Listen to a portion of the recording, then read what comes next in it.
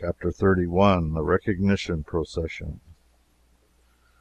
When Tom Canty awoke the next morning, the air was heavy with a thunderous murmur. All the distances were charged with it. It was music to him, for it meant that the English world was out in its strength to give loyal welcome to the great day. Presently Tom found himself once more the chief figure in a wonderful floating pageant on the Thames, for by ancient custom the Recognition Procession through London must start from the Tower, and he was bound thither. When he arrived there, the sides of the venerable fortress seemed suddenly rent in 1,000 places, and from every rent leaped a red tongue of flame and a white gush of smoke. A deafening explosion followed, which drowned the shoutings of the multitude and made the ground tremble.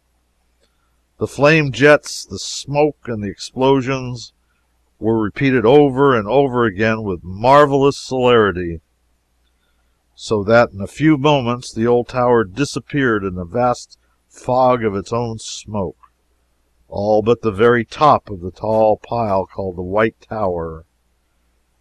This, with its banners, stood out above the dense bank of vapor as a mountain peak projects above a cloud rack. Tom Canty, splendidly arrayed, mounted a prancing war steed, whose rich trappings almost reached to the ground. His uncle, the Lord Protector Somerset, similarly mounted, took place in his rear. The King's Guard formed in single ranks on either side, clad in burnished armor. After the Protector followed a seemingly interminable procession of resplendent nobles, attended by their vassals. After these came the Lord Mayor and the aldermanic body in crimson velvet robes, with their gold chains across their breasts. And after these, the officers and members of all the guilds of London, in rich raiment and bearing the showy banners of the several corporations. Also in the procession was a special guard of honor through the city, was the ancient and honorable artillery company, an organization already 300 years old at that time, and the only military body in England possessing the privilege, which it still possesses in our day, of holding itself independent of the commands of Parliament. It was a brilliant spectacle, and was hailed with acclamations all along the line, as it took its stately way through the packed multitudes of citizens. The chronicler says the King, as he entered the city, was received by the people with prayers, welcomings, cries, and tender words, and all signs which argue an earnest love of subjects toward their sovereign. And the King, by holding up his glad countenance to such as stood afar off, in most tender language to those that stood nigh his grace, showed himself no less thankful to receive the people's good will than they to offer it. To all that wished him well he gave thanks. To such as bade God save his grace, he said in return, God save you all, and added that he thanked them with all his heart. Wonderfully transported were the people with the loving answers and gestures of their King. In Fenchurch Street, a fair child in costly apparel stood on a stage to welcome his Majesty to the city. The last verse of his greeting was in these words: "Welcome, O King, as much as hearts can think. Welcome again, as much as tongue can tell. Welcome to joyous tongues and hearts that will not shrink. God thee preserve, we pray, and wish thee ever well." The people burst forth in a glad shout, repeating with one voice what the child had said. Tom Canty gazed abroad over the surging sea of eager faces, and his heart swelled with exultation, and he felt that the one thing worth living for in this world was to be a king and a nation's idol. Presently he caught sight at a distance of a couple of his ragged, awful court comrades, one of whom the Lord High Admiral in his late mimic court, the other the First Lord of the Bedchamber in the same pretentious fiction, and his pride swelled higher than ever. Oh, if they could only recognize him now, what unspeakable glory it would be! If they could recognize him and realize that the derided mock king of the slums and back alleys was become a real king, with illustrious dukes and princes for his humble menials, and the English world at his feet. But he had to deny himself and choke down his desire, for such a recognition might cost more than it would come to. So he turned away his head and left the two soiled lads to go on with their shoutings and glad adulations, unsuspicious of whom it was they were lavishing them upon. Every now and then arose the cry, "A largesse! A largesse!" and Tom responded by scattering a handful of bright new coins abroad for the multitude to scramble for. The chronicler says, at the upper end of Grace Church Street, before the sign of the Eagle, the city had erected a gorgeous arch, beneath which was a stage which stretched from one side of the street to the other. It was a historical pageant representing the king's immediate progenitors. There sat Elizabeth of York in the midst of an immense white rose, whose petals formed elaborate furbelows around her. By her side was Henry the Seventh, issuing out a vast red rose, disposed in the same manner, and the hands of the royal pair were locked together and the wedding ring ostentatiously displayed. From the red and white roses proceeded a stem which reached up to a second stage, occupied by Henry the Eighth, issuing from a red and white rose, with the effigy of the new king's mother, Jane Seymour, represented by his side.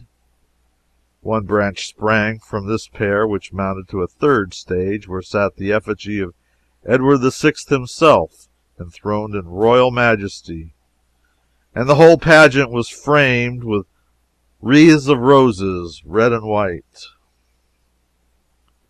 This quaint and gaudy spectacle so wrought upon the rejoicing people that their acclamations utterly smothered the small voice of the child, whose business it was to explain the thing in eulogistic rhymes. But Tom Canty was not sorry, for his loyal uproar was sweeter music to him than any poetry, no matter what its quality might be. Whithersoever Tom turned his happy young face, the people recognized the exactness of his effigy's likeness to himself, the flesh and blood counterpart, and new whirlwinds of applause burst forth. The great pageant moved on and still on, and under one triumphal arch after another, and past a bewildering succession of spectacular and symbolic tableaux, each of which typified and exalted some virtue or talent or merit of the little kings. Throughout the whole of Cheapside, from every penthouse and window, hung banners and streamers, and the richest carpets, stuffs, and cloth of gold tapestried the streets, specimens of the great wealth of the stores within. And the splendor of this thoroughfare was equaled in the other streets, and in some even surpassed. And all these wonders and these marvels are to welcome me, murmured Tom Canty. The mock king's cheeks were flushed with excitement. His eyes were flashing. His senses swam in a delirium of pleasure. At this point, just as he was raising his hand to fling another largesse, he caught sight of a pale, astounded face which was strained forward out of the second rank of the crowd, his intense eyes riveted upon him. A sickening consternation struck through him. He recognized his mother, and up flew his hand, palm outward, before his eyes, that old involuntary gesture, born of a forgotten episode and perpetuated by habit. In an instant more she had torn her way out of the press and past the guards, and was at his side. She embraced his leg. She covered it with kisses. She cried, "Oh, my child, my darling!" lifting toward him a face that was transfigured with joy and love. The same instant an officer of the King's Guard snatched her away with a curse, and sent her reeling back whence she came with a vigorous impulse from his strong arm. The words, "I do not know you, woman," were falling from Tom Canty's lips when this piteous thing occurred. But it smote him to the heart to see her treated so, and as she turned for a last glimpse of him, whilst the crowd was swallowing her from his sight, she seemed so wounded, so broken hearted, that a shame fell upon him which consumed his pride to ashes and withered his stolen royalty. His grandeurs were stricken valueless. They seemed to fall away from him like rotten rags.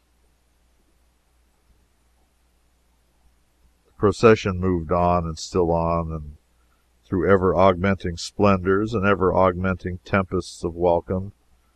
But to Tom Canty they were as if they had not been. He neither saw nor heard. Royalty had lost its grace and its sweetness.